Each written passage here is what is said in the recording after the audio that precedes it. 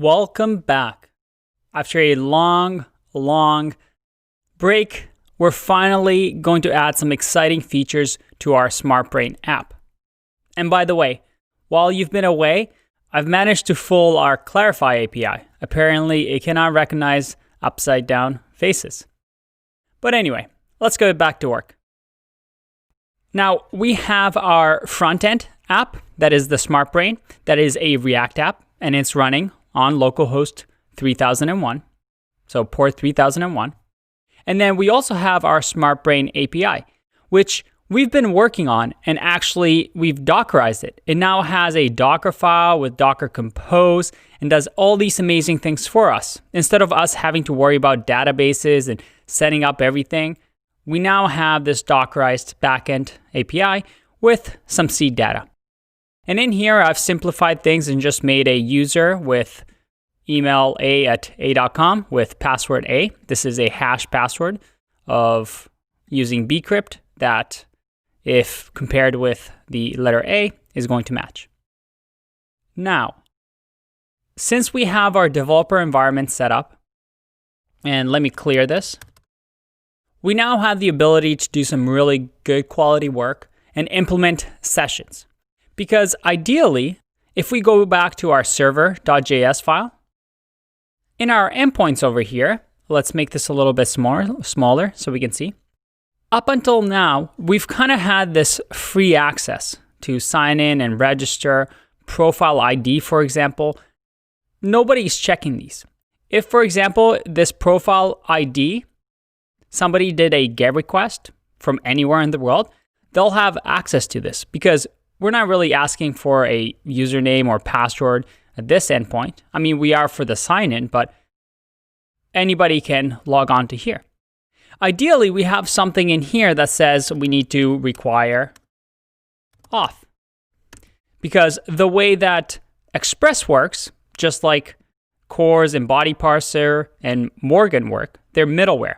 They intercept whatever request response we receive. They do some work around it, does something, and then they keep pushing it out to the end of the cycle. In our case, for profile ID, is to handle profile get.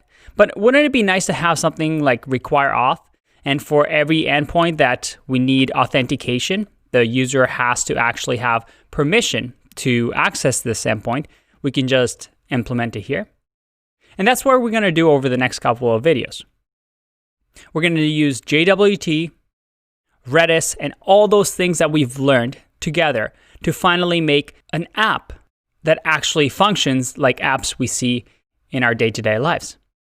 And the cool part about it is by the end of this, you'll have an app, like the SmartBrain app, that you can always mimic, copy, and modify based on your needs. But you'll have your sign-in, login functionality, you'll have a sign-in page, register page already set up, and you already have a server and Docker, Redis database all set up.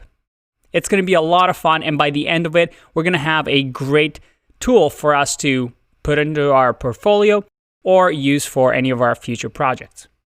Now, the very first thing we're going to do is I'm going to remove whatever I just wrote because we don't have that yet. We want to make sure that we can run our backend. So again, we're going to run our Docker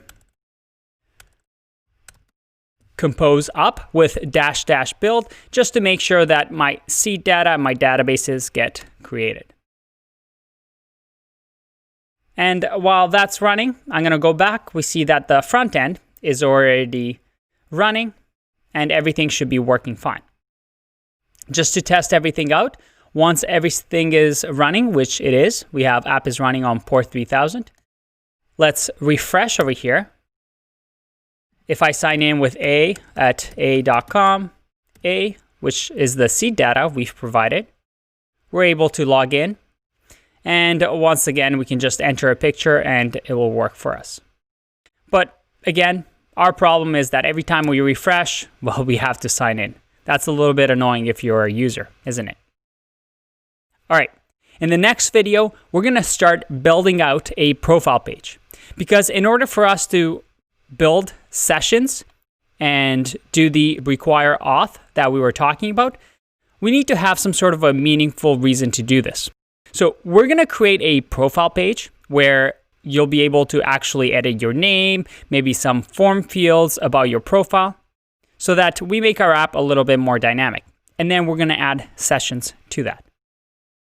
See you in the next one. Bye-bye.